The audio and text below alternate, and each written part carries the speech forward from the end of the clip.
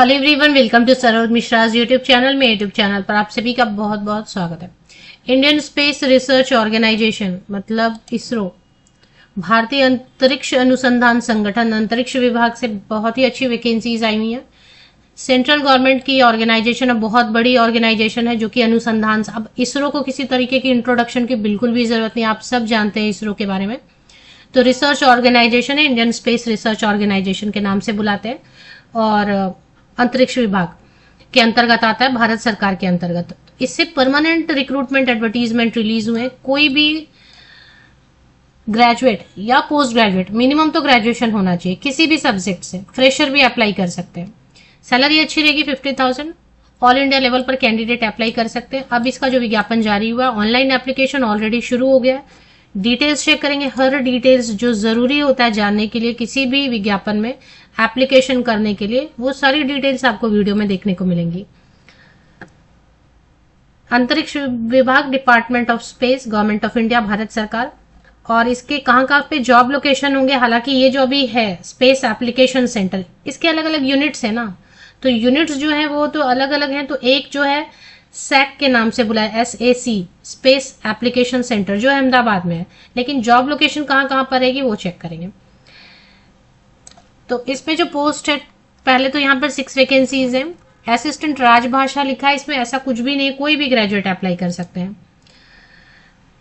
और नीचे भी फिर एक और है असिस्टेंट राजभाषा, जो कि इसमें जो है अलग अलग डिपार्टमेंट होते हैं ना, इसरो के अलग अलग यूनिट्स होते हैं। तो सैक में जो है होगी कुछ पोस्टिंग, और कुछ पोस्टिंग IIST में होगी। तो टोटल 7 वैकेंसीज हैं।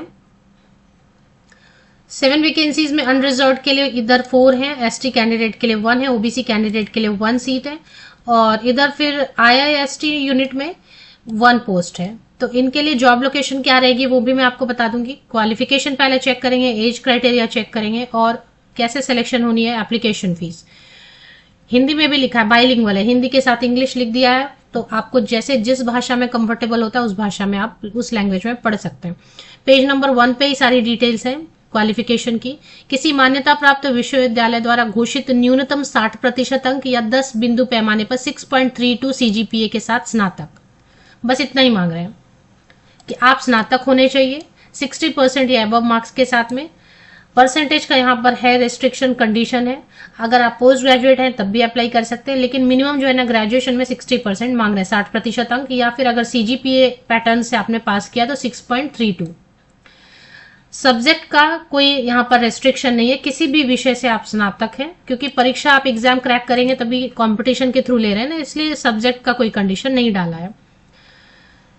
Graduation with a minimum of 60% marks और CGPA of 6.32 on a 10-point scale as declared by any recognised college, university, जो भी है, मतलब फ्रॉड या फेक नहीं होना चाहिए, कहने का मतलब है। इसके बाद हिंदी टाइपराइटिंग 25 वर्ड पर मिनट ऑन कंप्यूटर, ये आपको आना चाहिए, लेकिन इसमें आप ध्यान देंगे कि कोई सर्टिफिकेट नहीं मांग रहे हैं, आप कभी भी सीख सकते हैं। बीच में आप 10-15 दिन, आपके घर में भी अगर कंप्यूटर है तो वो भी आप सीख सकते हैं ऑनलाइन ट्यूटोरियल लेके, कोई सर्टिफिकेट नहीं मांग रहे हैं ना।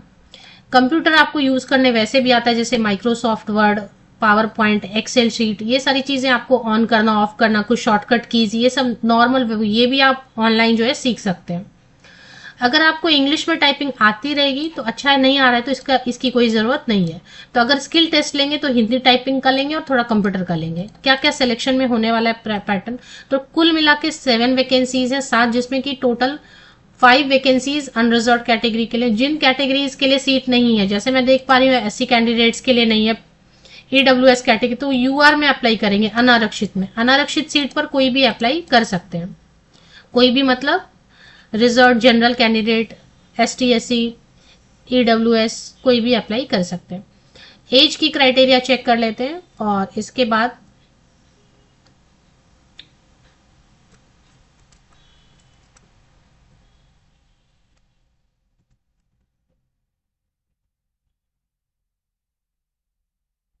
पोस्ट कोड 5 के लिए, पद कोड 5 के लिए, और पद कोड 6 है, 2 ही है ना, 5 और 6 है। पोस्ट कोड अगर देखेंगे तो 5 है और 6 है, यहां पर आप ध्यान देंगे पोस्ट कोड इन्होंने मेंशन किया हुआ है 5 और 6।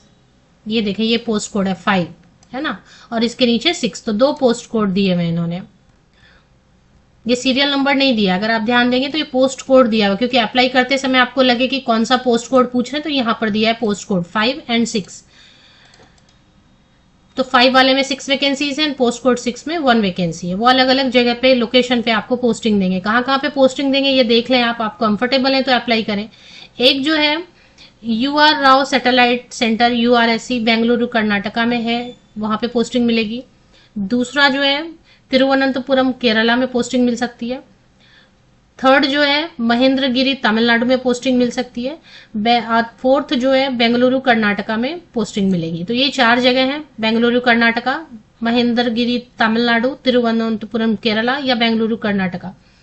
और इसमें जो है पोस्ट कोड 6 के लिए तिरुवनंतपुरम केरला, और जो एक ओबीसी वाला रिजर्व है वो सिकंदराबाद तेलंगाना, और जो एसटी कैंडिडेट के लिए अगर रिजर्व है तो वो मिलेगा आपको अहमदाबाद गुजरात में। जो एसटी कैंडिडेट के लिए रिजर्व है ना वो अहमदाबाद गुजरात में, जो ओबीसी कैंडिडेट के लिए रिजर्व है सिकंदराबाद तेलंगाना में। और ऊपर जो मैंने डिस्कस किया कि बेंगलुरु में है या फिर तमिलनाडु में है या केरला में है, वो सब है जनरल कैंडिडेट, अनरिजर्व मतलब जनरल में जो आवेदन करेंगे उनके लिए। सैलरी 25,500 की सिर्फ बेसिक पे। अभी इस पे काफी सारे, अभी देखें मैं सीक्वेंस में जा रही हूँ, एज अभी तक इन्होंने बताया नहीं है, फिर आपको लगता है मैंने एज नहीं बताया, लेकिन जैसे सीक्वेंस बिगड़ जाता है फिर सर्च करने में प्रॉब्लम होती है। मैं सीक्वेंस में बता देती हूँ। 25,500 की बेसिक पे, इसमें बहुत सारे आपको अलाउंसेज मिलेंगे। इसमें आपको HRA देंगे जो नॉर्मली सभी जगह देते हैं, DA देंगे, इसके बाद आपको जो है पेंशन के तहत पेंशन भी देंगे, ग्रुप इंश्योरेंस देंगे, ट्रैवल कंसेशन देंगे, हाउस बिल्डिंग एडवांस देंगे, मतलब आप जैसे घर खरीदते हैं या बनवाते हैं। मेडिकल फैसिलिटीज मिलेगी, कैंटीन फैसिलिटी मिलती है, मेडिकल आपको अपने लिए भी मिलेगा और साथ ही साथ आपके जो फैमिली मेंबर्स हैं उनको भी मिलेगा। कैंटीन फैसिलिटी आपको मिलने वाली है, ट्रांसपोर्ट अलावेंस आपको मिलता है। तो कुल मिला के जो है ना 55,000 से ज्यादा सैलरी, 55,000 से ज्यादा सैलरी बनती है, क्योंकि अलावेंसेज ही अभी, और ये सैलरी जो अभी हम डिस्कस करें ना इसका कोई मतलब फिलहाल के लिए रहेगा नहीं, क्योंकि जब तक सिलेक्शन क्राइटेरिया खत्म होती है जनवरी 2026 से 8वां वेतन आयोग शुरू होने वाला, और इसके हिसाब से सैलरी कम से कम 30-35% बढ़ जाता है। तो कम से कम आप समझे 15-18 हजार यहाँ पे और ऐड कर दें तो जनवरी से आपको जो है ना 2026 से 70,000 तक सैलरी मिलने वाली है। अब सोचिए अभी जो सैलरी बढ़ेगी, 8वां वेतन आयोग आएगा तो जो सैलरी बढ़ेगी तो 70,000, 65,000, 70,000 आराम से सैलरी मिलेगी। एज क्राइटेरिया चेक करेंगे। एज क्राइटेरिया जो 18 to 28 ईयर्स तक के जनरल कैंडिडेट्स के लिए 18 to 28 ईयर्स, 18 से 28 साल, दोनों पोस्ट कोड 5 एंड 6 के लिए, क्योंकि पोस्ट तो एक ही है। 5 एंड 6 इसलिए कोडिंग किया हुआ है क्योंकि जॉब लोकेशन अलग अलग रहेगी, इससे उनको क्लियर हो जाएगा कि ये जॉब लोकेशन पे इस कैंडिडेट को देना है पोस्टिंग। तो जो SC/ST कैंडिडेट है उनको देते हैं छूट, और कहीं पे अजजा अनुसूचित जनजाति के लिए 5 इयर्स के रिलैक्सेशन दे रहे हैं, और अत्यंत पिछड़ा वर्ग OBC एंड अजजा के लिए आरक्षित पदों के तहत अत्यंत पिछड़ा वर्ग अभ्यर्थियों के लिए ऊपरी आयु सीमा में 3 साल। हाँ, क्योंकि देखें यहाँ पे सबके लिए सीट नहीं है, आपने ध्यान दिया होगा SC कैंडिडेट के लिए सीट ही नहीं है, तो उनको रिजर्वेशन का बेनिफिट, एज में रिलैक्सेशन नहीं मिलेगा। तो OBC कैंडिडेट के लिए सीट है तो उनको 3 साल की छूट मिलेगी, तो 18 to 31 ईयर्स हो जाएगा OBC कैंडिडेट के लिए। और जहां तक मैं देख पा रही थी कि एक सीट थी SC कैंडिडेट के लिए, शायद ST के लिए नहीं है या ऐसे ही कुछ है ना, तो उनको 5 इयर्स की मिलेगी। SC/ST जो भी एक सीट है ना उनको 5 इयर्स की मिलेगी। तो 28 की जगह में 33 इयर्स तक के SC/ST के लिए जो भी सीट रिजर्व है उनको मिलेगा, और जो सीट रिजर्व नहीं है और जनरल में अप्लाई करेंगे तो उनको बिल्कुल भी एज में रिलैक्सेशन नहीं मिलेगी। तो जनरल में जो भी अनारक्षित वाली सीट पे अप्लाई करेंगे उनके लिए 18 to 28 ईयर्स। भले आप रिजर्व कैटेगरी से हैं बट आपकी कैटेगरी में सीट ही नहीं है, आप कर रहे हैं अप्लाई अनरिजर्व में UR सीट पे, तो आपको किसी भी तरीके का एज में रिलैक्सेशन नहीं मिलेगा। तो 18 to 28 ईयर्स अनरिजर्व कैटेगरी के लिए 2 अक्टूबर 2025 को कट ऑफ लेके आपको एज की कैलकुलेशन करनी रहेगी।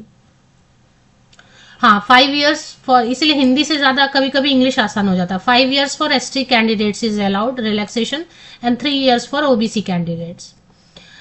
PWD कैंडिडेट के लिए भी है रिलैक्सेशन, बट यहाँ पे मुझे PWD कैंडिडेट के लिए सीट है क्या ये देखना पड़ेगा।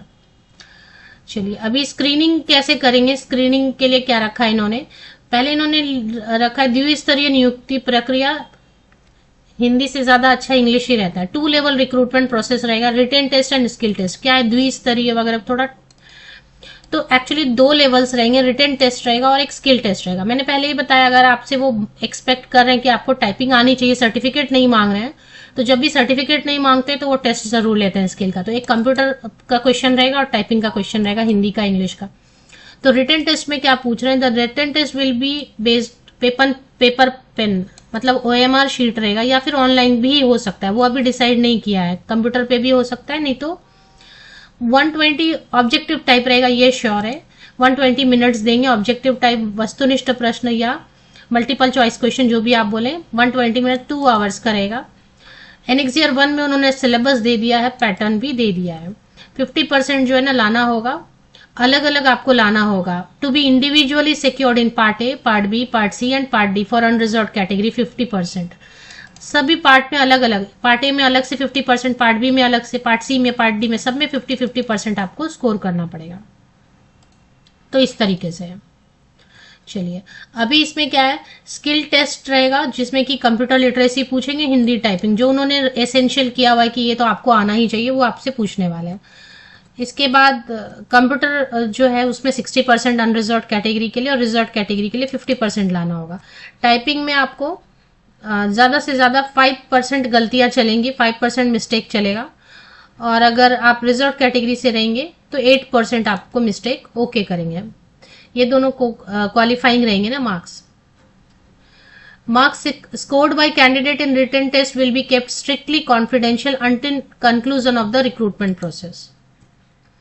अभी और चीजें देख लेते हैं, फीस चेक करेंगे और उसके बाद क्या इन्होंने सिलेबस दिया हुआ है वो भी चेक कर लेते हैं।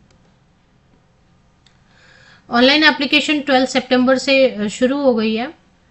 12 सितंबर से ऑनलाइन एप्लीकेशन शुरू हो चुकी है एंड 2 अक्टूबर तक आप ऑनलाइन एप्लीकेशन कर सकते हैं। 2 अक्टूबर तक कर पाएंगे और ऑलरेडी ऑनलाइन एप्लीकेशन शुरू हो चुकी है। तो फीस चेक करते हैं। हाँ, फीस की डिटेल दी हुई है पेज नंबर 11 पर, जो खुद चेक करना चाहते हैं। पेज नंबर 11 पे आप चेक करेंगे पेमेंट ऑफ फीस। तो इसमें जो women candidate, all female candidate, SC candidate, ST candidate, ex serviceman, PWD candidates belong to fee exempted categories. तो सभी महिलाओं को, चाहे किसी भी कैटेगरी से हैं, SC ST कैंडिडेट को, एक्स सर्विसमैन को, PWD को कोई भी फीस पेमेंट नहीं करनी होगी। बाकी जो मेल कैंडिडेट है, OBC कैटेगरी के, EWS कैटेगरी के, उनके लिए 500 रुपीज फीस रहेगी। और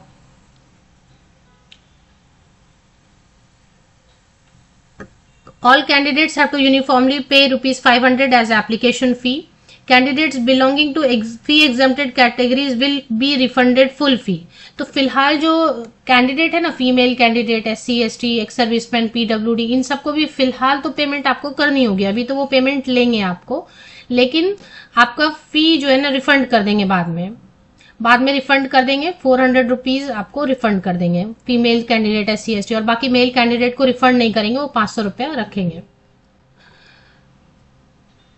और रिफंड किनको करेंगे, अगर मान लेते हैं आप फीमेल कैंडिडेट है और आपने एग्जाम नहीं दिया, आपने फॉर्म भर दिया, आपने एग्जाम नहीं दिया, तो रिफंड नहीं करेंगे। आप फॉर्म भर के एग्जाम देने जाते हैं तो जो कैंडिडेट एग्जाम्प्टेड कैटेगरी में है वो एग्जाम देंगे, तभी उनको 400 रिफंड मिलेगा, नहीं तो वो 500 पूरा का पूरा रखेंगे।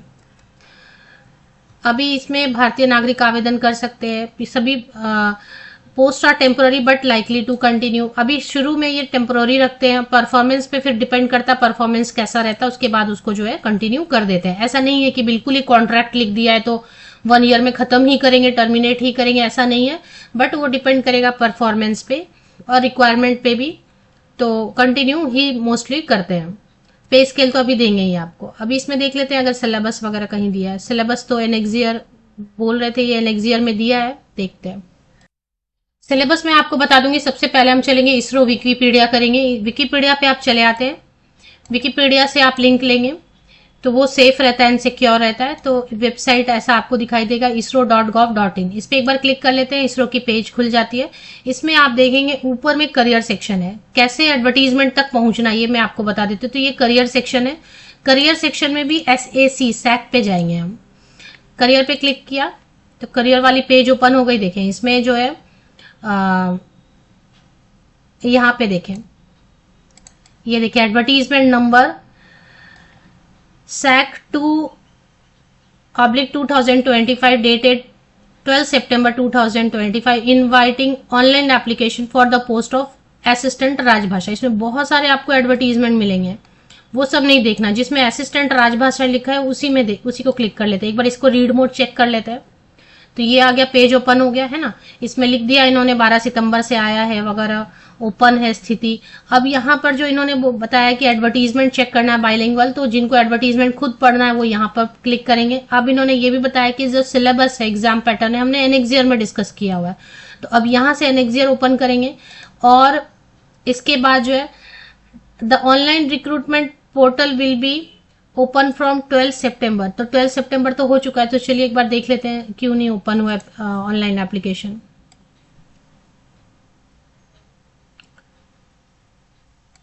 इस पे एक बार देख लेते हैं। पहले एनेक्सियर चेक करेंगे और इस पे क्लिक करेंगे। एक बार एनेक्सियर में चेक करते हैं क्योंकि सिलेबस क्या है। तो सिलेबस में दिया हिंदी भाषा एवं व्याकरण 50 क्वेश्चंस रहेगा, 50 मार्क्स। इंग्लिश रहेगा जनरल, ग्रामर वगैरह, एक्टिव वॉइस, पैसिव वॉइस हो गया, वर्ड्स को मतलब चेंज करके ऑर्डर लिख देते हैं और सही वर्ड इससे बनाए, वो सब रहेगा। फिर सेंटेंस में एरर है तो सेंटेंस में कहाँ पे एरर है वो आइडेंटिफाई करना रहेगा। ये सब चीजें रहेंगी आपकी। ग्रामर का सब पढ़ना रहता है, पैराग्राफ वगैरह पढ़ना हो, पैसेज रीडिंग रहता है। संख्यात्मक योग्यता, numerical ability and general knowledge, current affair, ये सब, और लॉजिक, रीजनिंग, ये सब रहेगा। 50-50-50 सबको रहेंगे।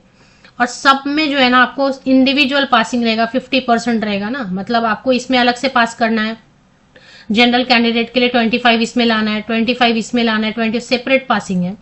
और ऋणात्मक रहेगा, हर क्वेश्चन को 1 मार्क है तो 1/4 मार्क्स कटेगा। मतलब 4 रॉन्ग आंसर्स आप कर देंगे, 4 रॉन्ग आंसर्स होंगे तो -1 आपका कट हो जाएगा। अब इसमें और भी क्या चीजें लिखी हुई है वो देख। सांकेतिक पाठ्यक्रम, अब इन्होंने इसमें अच्छे से सिलेबस जो है ना दे दिया है। सिलेबस में क्या क्या डिटेल सिलेबस मतलब दे दिया है, पढ़ना क्या क्या है। अब अगर कंप्यूटर का भी वो टेस्ट लेने वाले हैं ना, तो कंप्यूटर का भी उन्होंने दे दिया है, हिंदी में भी और इंग्लिश में भी, कि क्या क्या आपको पढ़ना है। MS वर्ड में क्या पढ़ना है 35 मार्क्स का, MS एक्सेल में 35 मार्क्स, MS पावर पॉइंट में 30 मार्क्स में क्या क्या पढ़ना है, ये सारी चीजें इसमें दे दी हुई है। तो ये हो गया। अब इसके बाद इस पे क्लिक कर लेते हैं तो ऑनलाइन एप्लीकेशन पोर्टल रजिस्टर करने का ऑप्शन मिलेगा। ये बोल रहे हैं दूसरे वेबसाइट पर डायरेक्ट करेंगे, ओके। तो यहां से आप जो है ना रजिस्टर कर लीजिए और रजिस्टर करके ऑनलाइन एप्लीकेशन शुरू हो गई। यहाँ पे इस साइड पे रजिस्टर दिख रहा है और उसके बाद लॉगिन का ऑप्शन दिख रहा है। तो पहले आप रजिस्टर कर लीजिए, लॉगिन कर लीजिए और उसके बाद जो है ना आप फॉर्म भर दीजिए। इसमें ऑप्शंस में आ रहे होंगे क्या क्या ओपन है। अभी प्रोजेक्ट साइंस का दिख रहा है और क्या क्या ओपन है वो देख लेते हैं। हाँ, यहाँ पे देखें असिस्टेंट राजभाषा का यहाँ पे दिख रहा है ना, ये रहा, यहाँ पे है। तो इस पर आप रजिस्टर कर लीजिए ये दोनों।